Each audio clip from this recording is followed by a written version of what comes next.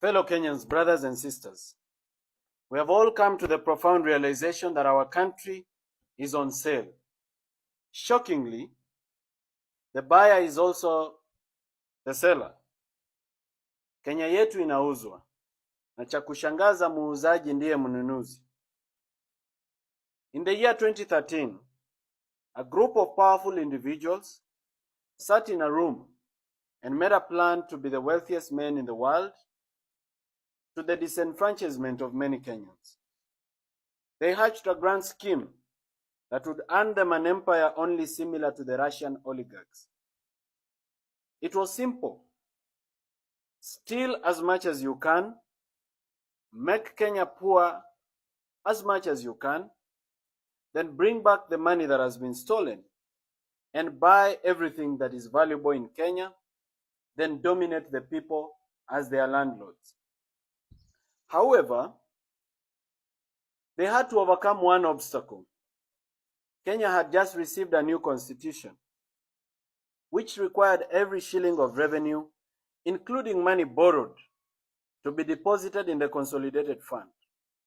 From there, it would be allocated by Parliament to the recurrent and development expenditure, withdrawals of which would be made with the approval of the Controller of Budget, and the Auditor General would audit it. These individuals decided to cheat the law. They tasked the Honorable Kimani Ichung'wah, then the Chairman of Budget, to table and pass an amendment to the Public Finance Management Act, which will allow them to open government accounts abroad and to even spend abroad. The unconstitutional law allowed them to open several accounts across the world without parliamentary approval, borrowing money on behalf of the people of Kenya, stealing it without getting to the consolidated fund. A very convenient escape from the Controller of Budget and the Auditor General's audit. Since that time, fellow Kenyans, our country has been robbed in a despicable manner. So much money has been stolen that the figures look absolutely unbelievable. It is even difficult for me as Morara Kebaso to make Kenyans understand the magnitude and billions of trillions when most of them have never touched a million shillings in their life. This money was stashed abroad in bank accounts across various continents, from Hong Kong to Cayman Islands, to Jersey City, to Dubai, to Panama, to Malta. Money was stolen and kept abroad. This money was meant for your health care. It was meant for your children's education. It was meant for your own education. It was meant for development projects across the nation that would save Kenya and that would give millions of jobs. And it was stolen with uttermost greed and reckless abandon. Our country has been deliberately made poor. Why? It is because they want to make it cheap for the buyer. State corporations that employ very many Kenyans have been run down to intentionally make losses so that these individuals can justify privatization of these institutions. The hyenas of Kenya have decided they want to eat their own children, and they have accused them of smelling like goats. Unfortunately, the hyenas want to eat everything, including national assets that are sensitive to national security. A case in point is the Jomo Kenyatta International Airport. The Kenyan law does not permit any Kenyan to buy any public asset unless through a very tedious process under the Asset and Disposal Act and many other laws. But here comes a foreigner who has been permitted to own 20% of our airport after a 30-year lease. What a shock! Something that any Kenyan cannot be allowed to do, regardless of how much money they have. And yet these are foreigners, and they are allowed to own this. The purported foreigners are not even foreigners. They are proxies for Kenyans who hide behind foreign names and foreign faces. Our money that has been stolen since 2013 when Uhuru Kenyatta was president has started coming back through proxies in the face of investors.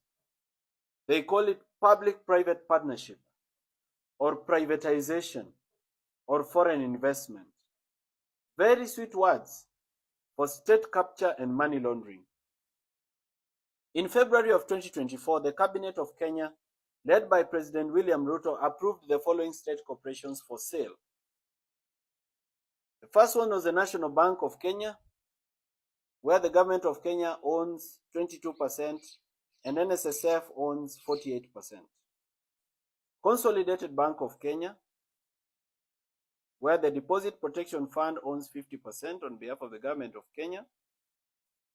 Development Bank of Kenya, where ICDC owns 89% on behalf of the government of Kenya.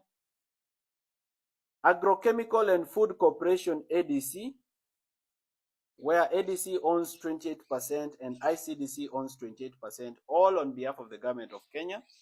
These are state corporations that were supposed to be sold or privatized.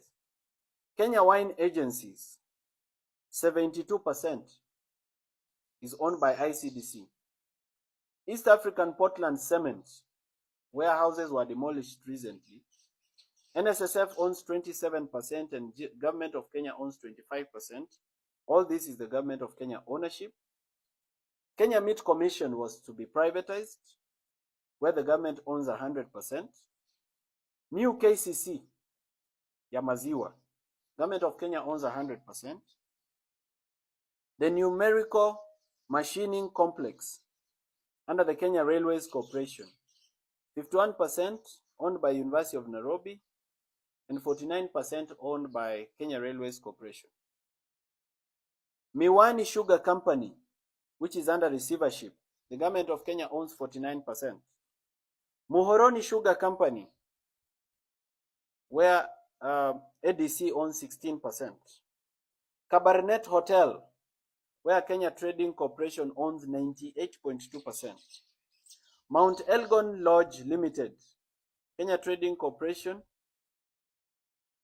owns 72%. Kitale Municipal Council owns 13%. And Trans Nzoia County Council owns 13%. These were to be sold, all of them. Golf Hotel Limited, Kakamega Municipal Council owns 20%. Sunset Hotel, Kenya Trading, KTDC owns 95.4% and Kisumu City owns 4.6%. Kenya Safari Lodges, KTDC owns 63%. KWS owns 0.02%. Kengen, government of Kenya owns 70%. This was to be privatized. Kenya Pipeline Corporation, 100% owned by the government of Kenya, where money was stolen recently. It was to be privatized. Kenya Ports Authority, 100% owned by the government of Kenya, was to be privatized. There is another agency called the South Nyanza Sugar Company. It was also to be privatized, where the government of Kenya owns 98%. Nzoia Sugar, where the government of Kenya owns 97%. All these are state assets of great value. They employ several Kenyans, but these assets were supposed to be privatized in the name of allowing them to make profit, when they've been intentionally run down and made to make losses, so that the people who've stolen our money can find something to buy. Ladies and gentlemen, you and I know the buyers, and the buyer is also the seller, and the seller is the buyer. The mission for these people is to build empires that can be passed down through their descendants like royal families. But they want to do this by impoverishing and making us all poor. They want to do this all on the backs and in the sweat and tears and blood of dying Kenyans who can barely afford to eat.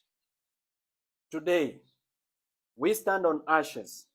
We stand on a broken country that cannot afford basic necessities of life. Our natural resources mined and taken abroad to develop other countries with no benefit to the Kenyan people except corrupt politicians in power. Our gold, our petroleum, our coltan, our gemstones, our titanium, our mica, our diatomite, all gone. Stolen by white people who bribe black people in power because they are too greedy to think of the future of their children. We have become beggars in our own nation. We are so angry and bitter that sometimes we forget and fight amongst ourselves. We have lost any hope in our future. We are in a state of darkness. A thick smoke has engulfed our nation. We are a population which is poor, destitute, and drowning in the tears of sadness. While we continue to cry about the state of our nation, some individuals and their children are living large and enjoying fine things. They have bought helicopters, private jets, rare cars, luxury boats, expensive watches, expensive belts. They have bought holiday homes around the world, and they have invested in building private cities. They have bought our banks. They control the sectors of our life. We cannot move without fueling in a petrol station that is owned by them. They process our food, and we eat their brands. We have become beggars at home. Fellow Kenyans, were we born to be poor, sick, and die? Aren't we entitled to human dignity? Why should we live like slaves at home? People of our nation, we have tolerated mediocrity for far too long. We have tolerated incompetent politicians who steal our money, insult us, abduct us, kill us, and continue to lead us as if they own us. We have become like pieces of furniture in a rich man's house. We need to liberate ourselves. We must set ourselves free from tribalism, corruption, and poor governance. We must liberate our minds. We need a new dream. And the time is now, not tomorrow. As a young man in this nation, I have tried my best to open your eyes. I continue to try every day.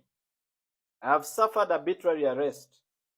I have slept in cold police cells. I have been hit by metallic chairs on my head and on my neck. I have been threatened, trolled, and insulted. My privacy has been invaded. I have lost my property. My previously quiet life has been turned upside down into chaos where every word I utter can be misunderstood and turned back against me in a sharp knife of condemnation. But I still stand tall, and I hold my head high. I refuse to buy fear. I refuse to give up, and I refuse to live like a slave. In my commitment, I have inspired many of you to join me in this journey. Now this is a movement for change. I don't claim to be perfect, but I am passionate. I'm a team leader and a team player at the same time. I believe we can change it. Ninaamini itabadilika. It is time for us to come together. We need to put aside our ego, our personal pride, or self-importance of any kind. We need to reason together as a nation. We have different ideas. Some believe we should create systems and not individuals. I believe we should mentor individuals of integrity to take over systems and institutions.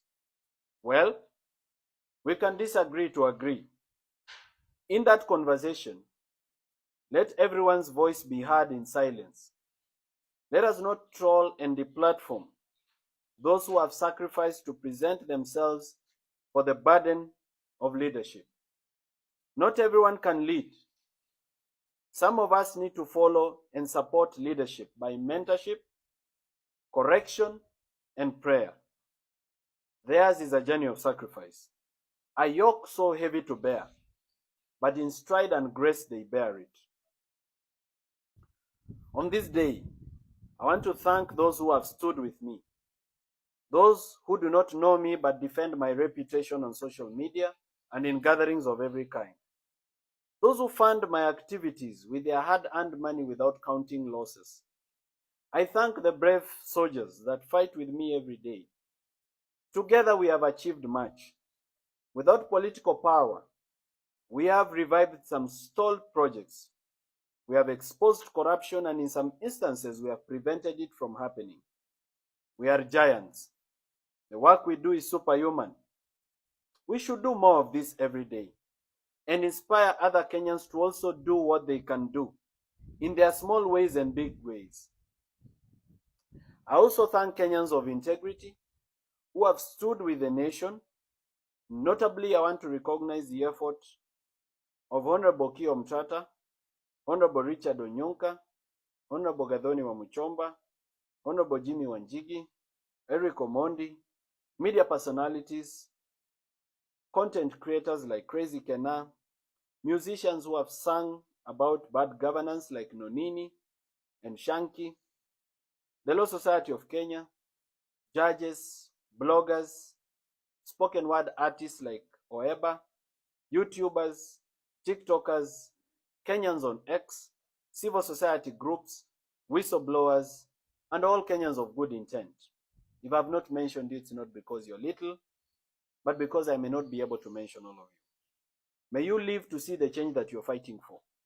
And may you sacrifice, and may your sacrifice be rewarded in abundance. Now, ladies and gentlemen, the government has learned about your sacrifice and your relentlessness. To divide and conquer you, they have opened several battles. They want to wear you down and scatter you so that you fight different battles in different directions.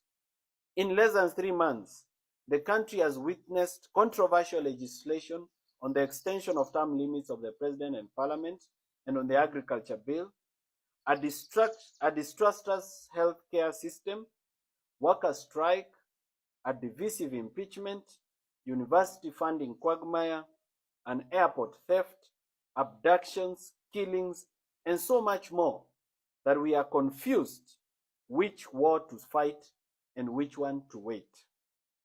This is deliberate and very intentional. It is the mission of those in power to wear us down and drain our energy. It's an emotional fatigue strategy. We must forge an alliance. We must combine our efforts and combine our problems into one message: regime change. We need to completely overhaul the system. We need to recall members of parliament. We need a fresh election for the presidency before 2027. We are impatient. We cannot wait for 2027. We need to wipe out this corrupt system and their cousins, whichever way they come. To achieve this, we must fight for the reconstitution of the Independent Electoral and Boundaries Commission, IEBC, which has been deliberately dragged in the courts so that it is not formed. We need various efforts working towards the same goal. We may not do the same thing, but everybody can do something. Lawyers should file cases. Online activists should whip the masses. Musicians should make music. Journalists should inform the public. And every Kenyan should do whatever they can, including influencing other Kenyans in the mobilization against regime change. It will not be easy, but it will be worth it. And in all things, ninaamini itabadilika. Thank you, and God bless you.